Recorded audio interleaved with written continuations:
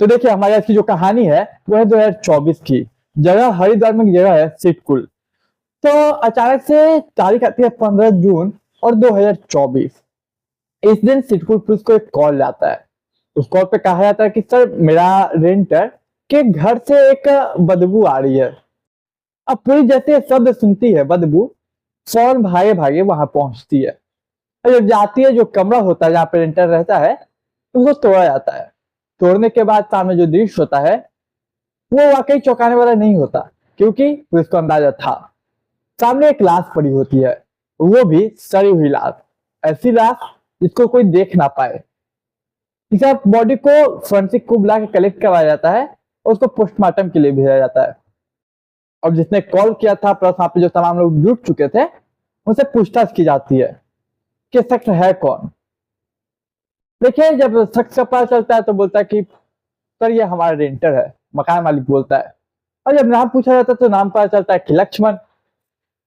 और जब लक्ष्मण पता चलता है तो वो पूछते हैं पुलिस कहाँ का रहना है, कहाँ का है ये। तो कहा कि सर यहाँ पे तो हमारे यहाँ से लगभग 8-9 सालों से रह रहा है। पुलिस बोलती है कि इसके साथ कोई, तो बोलते हैं, हाँ इसकी एक पत्नी रहती थी। और पत्नी का नाम तो पता नहीं किसी को।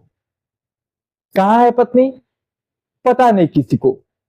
अच्छा ये लक्ष्मण कहाँ का था, तो लक्ष्मण बरेली का। लेकिन देखिए अब पुलिस इन्वेस्टिगेशन शुरू करे तो करे कहाँ। इतना तो पता है कि नाम लक्ष्मण, लेकिन बरेली का, लेकिन बरेली में कहाँ। प्लस वो बीवी इसकी जो है उसका नाम क्या है, वो कहाँ की रहने वाली है, कहाँ गई कहाँ है। ये तमाम सवाल थे पुलिस के पास। इसके बाद पुलिस अपना इन्वेस्टिगेशन शुरू करती है। और वहीं पे एक सवाल और था पुलिस के मन में कि मौत नेचुरल है या फिर किसी ने मारा है। तो इस सवाल का जवाब पोस्टमार्टम रिपोर्ट देती है। पोस्टमार्टम रिपोर्ट में आता है कि किसी ने इसको जहर दे के मारा है। मतलब ये क्लियर कट मर्डर है। अब पुलिस पूरे आसपास के एरिया को सीसीटीवी कैमरे खंगालती है। तो उन्हीं में से एक सीसीटीवी कैमरे में दो शख्स कैप्चर होते हैं। पहले वो महिला होती है कैप्चर, जो कि लक्ष्मण की बीवी का दावा कर रहे थे उसके पड़ोसी और उसका मकान मालिक। दूसरे शख्स के बारे में किसी को नहीं पता। मगर कैमरा में एक तो उसकी बीवी थी और एक पता नहीं कौन था। ये दोनों भाग रहे थे। और सवाल ये कि भाग क्यों रहे थे, क्या इन्होंने मारा है, और अगर नहीं ताकि ये भाग क्यों रहे। अब पुलिस इन दोनों शख्स की यानी कि उस महिला की और उस शख्स की तलाश शुरू करती है। इसके लिए taxi stand, bus stand, airport, railway station, सभी जगह पुलिस अपने आदमी लगा देती है। शॉपिंग मॉल पे भी क्या कोई दिखे तो ये दोनों में कोई दिखे तो हमें इन्फॉर्म कीजिएगा। हमें काम है, हमें पकड़ना है उन्हें। हमें शक है कि उन्होंने कत्ल करके भागा है। इसका जो भी तमाम इन्फॉर्मर होते हैं सभी लग जाते हैं। पुलिस भी अपने तरीके से अलग अलग तरीके से चेक कर रही है कि महिला के बारे में पता चले और ये शख्स के परिवार से कांटेक्ट कर सके, क्योंकि मकान मालिक को बस इतना पता था कि बरेली में, लेकिन बरेली में कहाँ ये नहीं पता था। अब देखिए ये सब करते करते लगभग 15 दिन गुजर जाते हैं। और इसी 15 दिन के बीच एक शख्स से पुलिस की मुलाकात होती है। तो वो शख्स लक्ष्मण के घर का पता बताता है, बरेली में कहाँ। तो पुलिस यहाँ की फौरन बरेली रवाना होती है और लक्ष्मण के घर। अब पुलिस जाके लक्ष्मण के परिवार से मिलती है, बोलते हैं कि देखिए कहते तो अच्छा नहीं लगा, लेकिन आपका बेटा लक्ष्मण अब इस दुनिया में नहीं रहा। उसके जो माँ बाप थे वो रोने लगते हैं। साथ ही पुलिस कहते हैं कि एक बात बताइए कि लक्ष्मण की बीवी कहाँ है। तो क्या हमने एक सीसीटीवी कैमरे में देखा उसको भागते हुए एक शख्स के साथ। अब माँ बाप के जो अगले लाइन थे वो पुलिस को चौंका देती है। माँ बाप कहते हैं कि उसे तो भागना ही था, भाग के आई थी तो भाग के ही जाएगी। अब पुलिस ये लाइन सुनते हैं तो चौंक जाती है कि आपका मतलब क्या है। तो माँ बाप बताते हैं कि वो लड़की मेरे बेटे से शादी करके यहाँ से चली जाती है हरिद्वार। अब देखिए लेकिन मेरे बेटे से शादी करने से पहले भी वो किसी अपने पति को छोड़ के आई थी। मतलब कि अपने पति को छोड़ के आई थी, फिर मेरे बेटे से शादी की और फिर यहाँ से मेरे बेटा और वो लड़की दोनों चले गए। और उस लड़की का नाम है अंजू अंजू देवी, जो कि झारखंड की रहने वाली है। अब पुलिस को समझ में नहीं आता कि भाई अगर कोई अपनी पत्नी पति को छोड़ के आया है तो इसके साथ रहा, अब इसके साथ रहा फिर इसके साथ क्या हुआ। और जैसा कि मकान मालिक ने कहा था कि वो लड़की, उस महिला और ये लक्ष्मण लगभग 8-9 सालों से रह रहे वहां। अब पुलिस के सवाल तो थे लेकिन जवाब कुछ नहीं। अब फौरन पुलिस कांटेक्ट करते है झारखंड पुलिस को।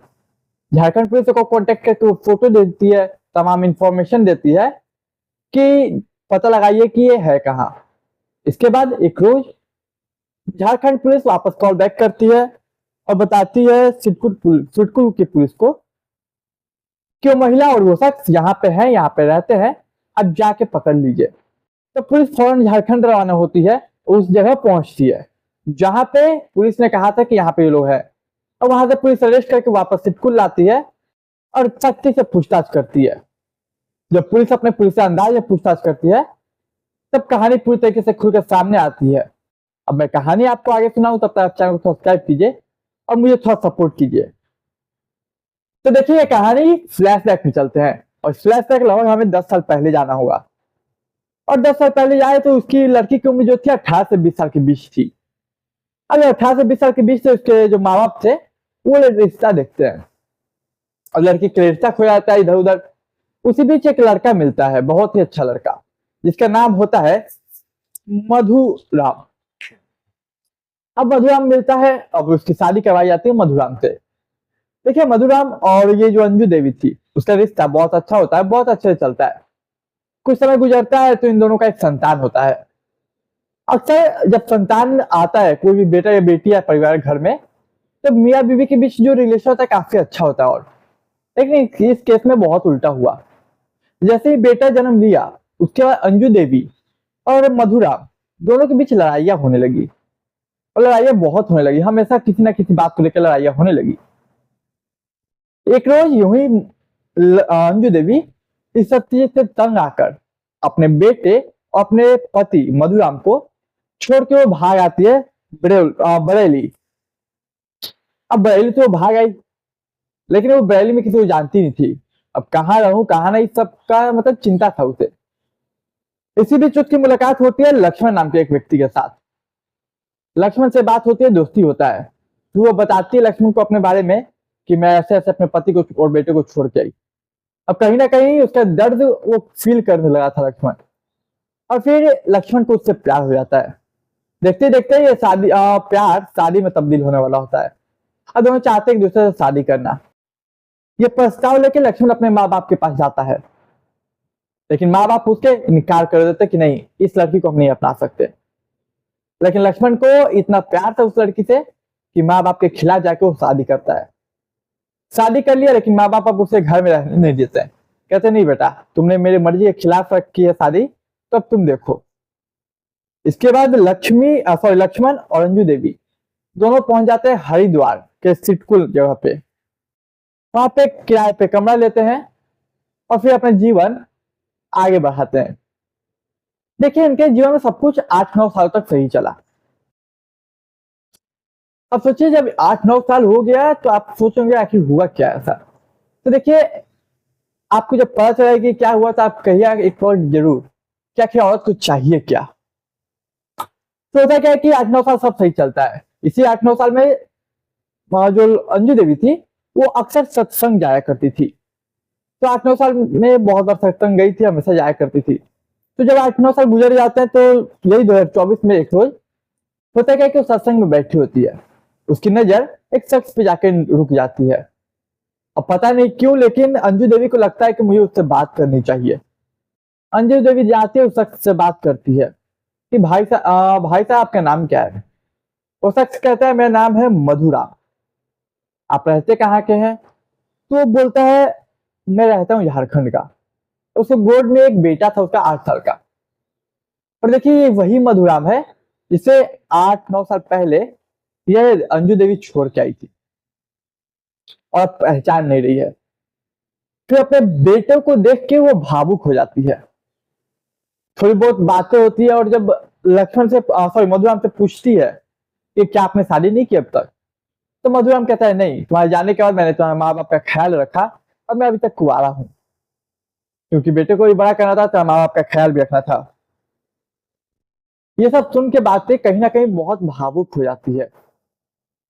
अंजू देवी को कहती है और सोचती है कि जो इंसान मेरे लिए 8-9 साल तक मेरे छोड़ने के बाद भी शादी नहीं किया, मेरे माँ बाप का, मेरे बेटे का ख्याल रखा, वो शख्स मेरे लिए गलत कभी हो ही नहीं सकता। ये शख्स मेरे लिए परफेक्ट है और सही है। इसके बाद लेकिन इसके मन में एक सवाल और कि अभी मैं जिसके साथ रह रही हूँ लक्ष्मण के साथ, आखिर उससे पीछा कैसे छोड़ा। अब वो वापस जाते अपने घर और उसके बाद अपने पति यानी कि लक्ष्मण से वो लगातार डेली लड़ाइयां करने लगी, लेकिन उसे कोई फायदा नहीं हुआ। उसे लगा कि लड़ाइयां करने से पीछा छूट जाएगा, लेकिन अफसोस कि लक्ष्मण इतना अच्छा लड़का था कि गलती लक्ष्मण की हो तो भी सॉरी बोले, और गलती अगर महिला यानी कि अंजू की हो तो भी लक्ष्मण ही सॉरी बोले। अब बात बन नहीं रही थी। अंजू समझ गई कि ऐसे नहीं होने वाला। फिर अंजू सोचती कि भाग जाती हूँ, लेकिन भाग भी नहीं सकती थी क्योंकि अंजू के घर का पता उसके लक्ष्मण के था। उसे पता था कि वो लक्ष्मण पहुंच जाएगा। और उसके बाद एक कत्ल का प्लान बनाती है कि अब कत्ल ये रास्ते से हट जाए तो मैं अपने पति मधुबन यानी पुराने पति के साथ रह सकूंगी। फिर ये बात तो मधुबन को बताती है। मधुबन एक जहर का पुड़िया ला के देता है और फिर 14 तारीख को यानी जून 2024 में वो अपने पति को जहर के पुड़िया खाना में देती है। फिर पति मर जाता है। फिर वो अपने पति यानी पुराने पति के साथ मधुबन के साथ भाग जाती है बच्चे के साथ। और देखिए किस तरीके से कहानी इस तरीके से गुत्थी खुल के सामने आती है। और सच में ये स्टोरी सुनने के बाद वाकई में पता नहीं कि महिला को चाहिए क्या। पहला पति जो था उसको इसलिए छोड़ा संतान होने के बाद क्योंकि लड़ाइयां हो रही थी। अब एक शख्स जो कि लक्ष्मण ने अपने माँ बाप से लड़ लिया इसके लिए 8-9 साल इसके साथ रहा, गलती लक्ष्मण की हो तो भी सॉरी बोले, उसकी हो तो भी सॉरी बोले।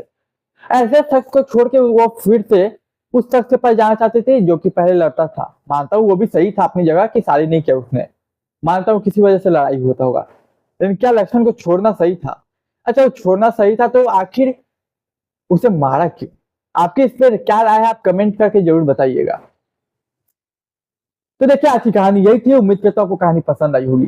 कहानी पसंद आई तो चैनल को सब्सक्राइब, वीडियो को लाइक और दोस्त रिश्तेदार के साथ शेयर कीजिए। मैं मिलूंगा एक नई कहानी में, तब तक के लिए मुझे दीजिए इजाजत।